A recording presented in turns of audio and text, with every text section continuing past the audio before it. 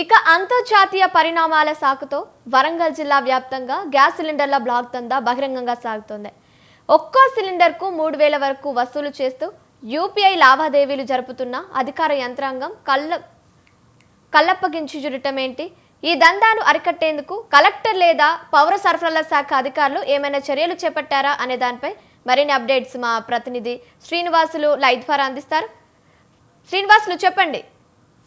Good morning Kavya. ఏదైతే అవునని చెప్పుకోవచ్చు, తాజా పరిస్థితిని చూస్తే ఇరాన్ అమెరికా మధ్య పాశ్చాత్య యుద్ధ ప్రభావంతో ఎల్పీజీ సరఫరా గొలుసుపై ఒత్తిడి వచ్చిందని చెప్పుకోవచ్చు. అయితే ప్రస్తుతం దేశవ్యాప్తంగా పరిస్థితి మార్చి నెలలో తీవ్రతగా లేదు. భారతదేశం ప్రత్యామ్నాయ సరఫరా మార్గాలను పెంచుతోంది. అమెరికా నుంచి ఎల్పీజీ దిగుమతులు గణనీయంగా కూడా పెరిగాయని చెప్పుకోవచ్చు.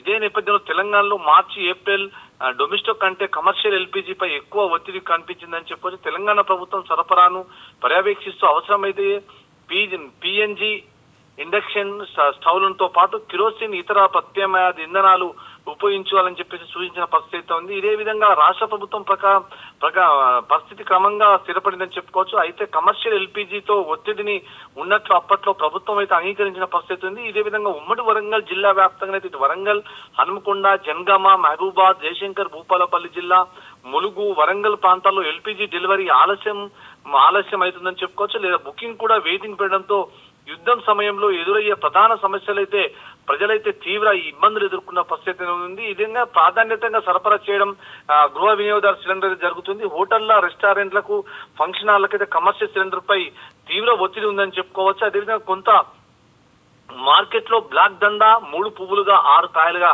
వెలుదులుతుందని చెప్పుకోవచ్చు. కొరత భయంతో నిల్వ చేసుకునే ప్రయత్నాలు జరిగే సమస్య పెరుగుతుంది. ఇది యుద్ధం వల్ల కేవలం ఉత్పత్తి తగ్గడం కాదు, ప్రధానంగా అంతర్జాతీయ రవాణా దిగుమతి, షిప్పింగ్ మార్గాల సమస్య కూడా ప్రభావం చూపిందని చెప్పుకోవచ్చు. గ్యాస్ డెలివరీ ఆలస్యం అయితే కట్టెలు, ఇతర ప్రత్యామ్నాయాలతో ప్రజలైతే చాలా ఇబ్బందులు పడితే వంట చేసుకున్న పరిస్థితి ఉంది. ఈ విధానికి వస్తే ఇది అదునుగా చూసుకుని గ్యాస్ సిలిండర్ ఏదైతే ఉద్యోగులు ఉన్నారో మిగతా వాళ్ళకి, హోటళ్లకు కానీ వీళ్ళందరికీ కానీ గ్యాస్ ని విక్రయించే క్రమంలో ఒక్కొక్క గ్యాస్ 2,000 నుంచి 3,000 మధ్యన విక్రయించి వాళ్ళు అధికంగా సొమ్ము చేసుకునే పరిస్థితి ఉంది. దీనిపై కనీసం గిరిజన సొసైటీకి సంబంధించిన డిఎం గానీ, ఇటు కలెక్టర్ గానీ, ఇటు ప్రభుత్వం గానీ, ఇటు పోలీస్ యంత్రాంగం ముక్కుబడిగా కొంతమంది దగ్గరికి వెళ్లి కేసులు చేసిన పరిస్థితి ఉంది తప్ప ఈ దందా ఆగే పరిస్థితి లేకుండా యథేచ్ఛగా సాగుతున్న పరిస్థితి నెలకొంటుంది. కావ్య.